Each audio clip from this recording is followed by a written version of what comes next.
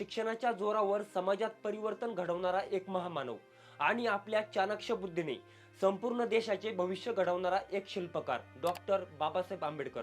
पण त्यांचा हा संघर्ष सोपा नव्हता आणि आजच्या दिवशी यांनी या जगातून निरोप घेतला. 5 डिसेंबर 1956 ची रात्र डॉक्टर बाबासाहेब आंबेडकर दिल्लीतल्या त्यांच्या 26 अलीपूर रोड या घरी शांत झोपले होते.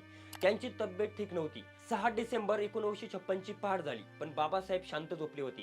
हे पाहून त्यांच्या पत्नी डॉक्टर सविता आंबेडकर म्हणजेच माई त्यांना उठवायला गेल्या. साहेबांना 2-3 वेळा आवाज दिला, पण त्यांची काहीच हालचाल दिसली नाही. शरीर पूर्णपणे थंड पडलं होतं. हे माईंनी जवळ जाऊन पाहिलं तेव्हा लक्षात आलं, ज्या महामानवाने भारत देशातील करोडो लोकांना आपलं जीवन जगण्याची नवीन दिशा दिली, तोच महामानव या जगाला सोडून गेला होता. माई साहेबांना हे सर्व बघून धक्का बसला आणि त्या तिथेच ओक्साबोक्शी रडू लागल्या. त्यानंतर नानकचंद रट्टू, जो बाबासाहेबांचा 17 वर्षापासूनचा सहकारी होता, त्याने जवळील परिचित लोकांना, सहकारी खात्यांना, प्रेसला आणि आकाशवाणी केंद्राला फोन करून बाबासाहेबांच्या निधनाची वार्ता कळवली. त्यानंतर माई साहेबांनी मुंबईत अंत्यसंस्कार करणार असल्याचं सांगितलं. केंद्रीय मंत्री बाबू जगजीवनराव यांनी लगेच अर्ध्या किमतीत विमान उपलब्ध करून देण्याची व्यवस्था केली आणि त्यानुसार पुढे पार्थिव एका सजवलेल्या ट्रकवरती विमानतळाकडे नेण्यात आलं. हे पार्थिव रात्री विशेष विमानातून नागपूर मार्गे मुंबईच्या दिशेने नेण्यात आलं. मुंबईच्या सांताक्रूझ विमानतळावर हे पार्थिव आणण्यात आलं. मुंबई ही बाबासाहेबांची कर्मभूमी असल्याने बाबासाहेबांचे पार्थिव मुंबईत आणलं जाणार आहे हे समजल्यावर राज्यासह देशभरातून अनेक लाखो लोकांचे थवेच्या थवे मुंबईत आले. दीनदलितांचा मायबाप गेल्याची भावना प्रत्येकाच्या चेहऱ्यावर दिसत होती. प्रत्येकाच्या डोळ्यातून अश्रू बघायला भेटत होते.